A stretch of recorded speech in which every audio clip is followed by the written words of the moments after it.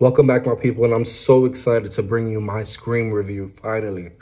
Uh, it's been 25 years after the original Scream, which was released 10 years since the last entry. Comes a film that no one expected, but everyone hopes to see. There's been much excitement and nervousness after the dispatch of Wes Craven, may he rest in peace, when he passed in 2015. And the question was, will the new directors be able to maintain the level of tension, terror, and somewhat consistency of the four previous films? And the answer to that is hell fucking yes. Now let's get straight into it, man. Radio Silence knocks this fucking out the park. You know what I mean? Kevin Williamson and Wes Craven were definitely missed in this. Kevin Williamson, I believe, was just a producer in this. But you can tell Radio Silence took the shit by the balls and whew, they left with it. They had me excited throughout this whole film. This has to be the most violent of all the movies in the franchise. I'm just mentioning it because obviously it's a horror film, but at the end of the day, this was gruesome. The brutality in this film was off the charts. And if you know me by now, I love my carnage candy. I say that consistently. I love it. What do we watch horror movies for? The jump scares were effective as I was shocked. The jump scares were really effective in this. And they were misleading. They led to something. They had reason. And I loved that throughout this film. Don't want to spoil you too much, but there was an epic early kill, which was the highlight to me of the film. Like I was saying before, this is brutal. It's a lot of gory scenes. The carnage candy is at an all-time high in this one. This movie does have a lot of callbacks. My advice to you before checking this movie out, definitely go see the first four. You're going to see there's a lot of Easter eggs. It gives you that gritty 90s feel. The tension throughout this movie was so high. I loved it. Very suspenseful. What I loved about the movie also was there was a nice balance and transition of the past films with the addition of this new film, a new story that treaded perfectly into this generation. Especially this generation of horror fans, I believe, are going to really enjoy this film as they take a lot of different liberties with the movie. This movie is very self-aware. That meta reference, yeah, people are going to be mixed on this, but I think it worked perfectly. Ghostface is not only scary, it's gruesome, very violent. The kills in this are solid. And the film is surprisingly very funny. There's a lot of comedic aspects of the film, which gave it a good balance. There were so many standouts in this film, but we got to go with the new cast first.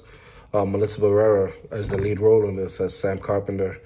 I think she played a really good, solid role. For her first horror film, she was the lead back in The Heights, and you can tell she does have that leading lady presence about her. I thought she was phenomenal. Then we go to Jenny Ortega, who was, man, every scene she was in, she just killed it. I look forward to seeing this girl's work in the future. She's amazing. She's an amazing actress, quite worthy of an Oscar, maybe a Grammy one day. She's top-notch when it comes to this department. And what surprised me the most when it comes to the new cast was Jasmine Savoy Brown. She is there's something about her. She's funny. You can tell she's very witty, very smart. If you don't know who I'm talking about too, you can go check out Yellow Jackets. She's actually one of the stars of that show. And she is just a delight to see in this movie. You got to go check her out. She's fucking awesome. And let's get to the OGs. Neve Campbell looks great in her return as Sidney Prescott. You can tell it's like she just dived into this role and never forgot. It's like the past 10, 11 years went by and she didn't forget how to dive into the role. She didn't forget those Sidney mannerisms, that badass final girl in her. It was a delight to see in this movie. It's different, very different from the original films, but I'm happy that they got her back in this one. Courtney Cox was really good as well. Courtney Cox, you know, she played her part like she always does. You know, she was definitely Gay Weathers to a T in this one. But the standout when it comes to the OGs was David Arquette. Dewey killed it. I feel like he was the heart of the three OGs in this movie, in the story, as he gets surprisingly more screen time than I even anticipated. He was definitely heart and soul of those characters. And the ending was satisfying. You know, this is not a spoiler review, so I'm not going to tell you, but all I can tell you is the third act, whew, chaos, twists, turns. You're going to be delighted. You're going to be absolutely fucking off the wall. If you're a true Scream fan, you're going to take this movie and run with it. It's a hard task to review the film when, you know, potential comments may be spoilers. That's why I'm going to cut this a little short. But I gave you something to look forward to. And all I can say is this film has the best chemistry ever between Dewey, Gail, Sidney.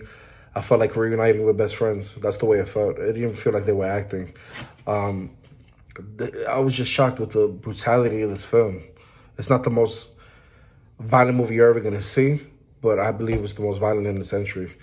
And that has a lot to say. That's, to me, is tied with the last century, which was Scream 4, which had a lot of gory elements as well. I loved it. And, man, Jesus Christ. This was a vision to behold, you know. The new characters were dynamic. And what's crazy is you know from the beginning that a lot of them are doomed. But the way they pick them apart, the way they utilize the story, the way the past comes back to haunt a lot of these new characters along with the old. This was the exciting first horror movie of the year. Go and check it out. My spoiler review is going to be up Friday. Don't miss it. Go check out Scream. If you like this video, hit that like button, hit that notification bell.